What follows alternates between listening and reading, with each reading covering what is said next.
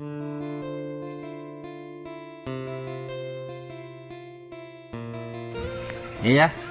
ৰাতিপুৱা 4:30 বজাত কামাখ্যা মন্দিৰ আহি পাইছোঁ।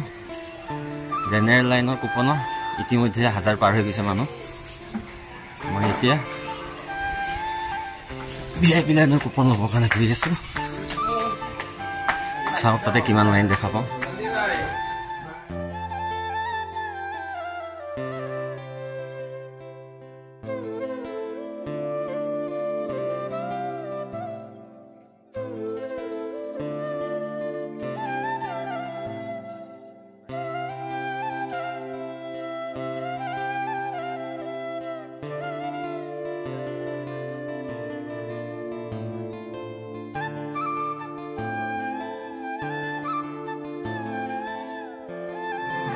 আছে স্পেচিয়েল এন্ট্ৰি কুপন না 501 টকা।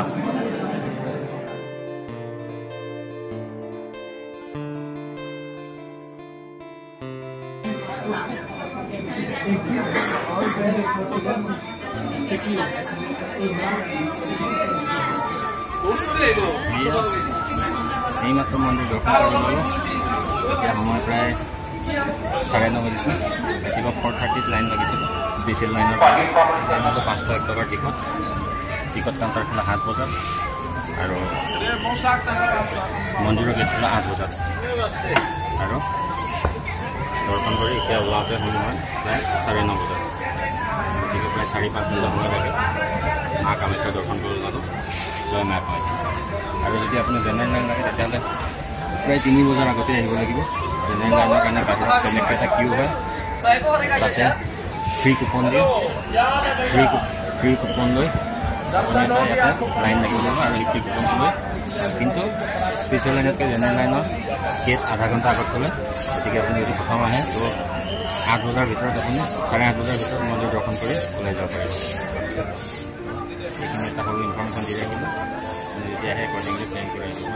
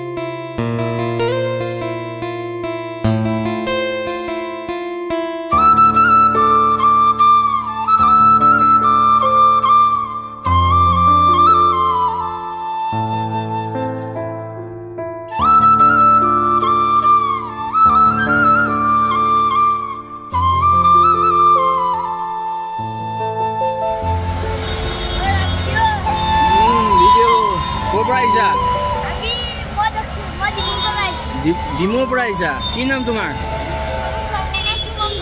সুমন কলিতা। কলৈ যাবা? কামাখ্যা মন্দিৰ দৰ্শন কৰিব যাবা। যোৱা দেই, ভালকে সেৱা কৰি আহিবা দেই। হা হিৰণ্য বৰুৱা বুলি আছে। হিৰণ্য বৰুৱা বুলি আছে। Bye bye bye bye.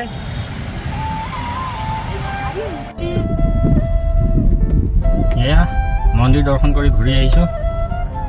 ঘূৰি যাওঁতে যিহেতু আন্ধাৰ আছিল ৰাস্তাটো ভিডিঅ' কৰা নহ'ল। ঘূৰি আহোঁতে মই অলপ ৰাস্তাটো ওপৰৰ পৰা দেখুৱাব চেষ্টা কৰিম।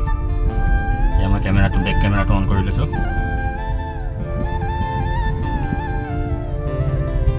ওপৰৰ পৰা বহুতেই সুন্দৰ দেখা যায়, ভিউটো বহুত ভাল। এয়া মন্দিৰৰ পৰা ঘূৰি আহোঁতে ওপৰৰ পৰা সুন্দৰ দৃশ্য, বহুতেই ধুনীয়া পৰিৱেশ।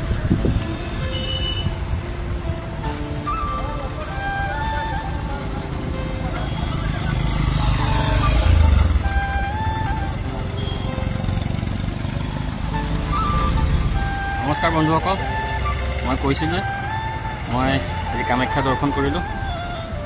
ৰাতিপুৱা 4:30 বজাত আহি লাইন থিয় হৈছিলোঁ। মই থিয় হৈছিলোঁ স্পেচিয়েল লাইনত, যিহেতু ৰাতিপুৱা 4:30 বজাত আহোঁতেও 2-3 হাজাৰ মানুহ জেনেৰেল লাইনত থিয় হৈ আছিলে কুপন ল'বৰ কাৰণে, এণ্ট্ৰি কুপন ল'বৰ কাৰণে। মোৰ দেৰি হৈ গৈছে। মই সুধিছিলোঁ যিসকলে জেনেৰেল লাইনত আগত থিয় হৈ আছিলে তেওঁলোকে 3 বজা আগে আহি পাইছে। গতিকে যদি জেনেৰেল লাইনত ৰ'ব লাগে তো আপুনি 3 বজাৰ ভিতৰত আহিব লাগিব। আজি অৱশ্যে ছানডে দেওবাৰ, গতিকে অলপ ভিৰ বেছি। এভাৰেজ আপুনি ধৰিব পাৰে সেই 3 বজাত আহিব লাগিব আপুনি জেনেৰেল লাইনৰ কুপন লৈ থিয় হ'বৰ কাৰণে লাইনত। আৰু যিহেতু বহুত দেৰি হৈ গৈছে মোৰ, গতিকে মই স্পেচিয়েল লাইনত ৰ'ব লগা হ'ল। তথাপিও 4:30 বজাৰ লাইনত থিয় হৈ টিকট কাউণ্টাৰ খুলিছে 7 বজাত স্পেচিয়েল লাইনৰ, আৰু টিকটৰ মূল্য আছিলে 501 টকা।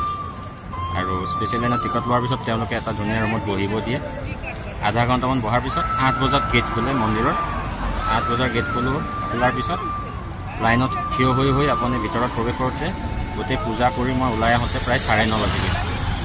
গতিকে ৰাতিপুৱা 4 বজাত আহি 5 ঘণ্টামানৰ সময় লৈছে, কিন্তু বহুত ভাল লাগিছে। যিহেতু মা কামাখ্যাৰ দৰ্শন কৰিব পাইছোঁ, বহুদিনৰ মূৰত দৰ্শন কৰিলোঁ। আকৌ ভাবিলোঁ আপোনালোকক অলপ আপডেট দি ৰাখোঁ।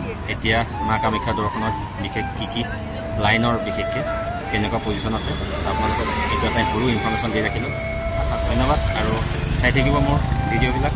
আৰু যদি ভাল পায় লাইক আৰু শ্বেয়াৰ কৰিব, কমেণ্ট কৰিব, আৰু যদি নতুনকৈ চাই আছে মোৰ ভিডিঅ'টো ছাবস্ক্ৰাইব কৰি দিব।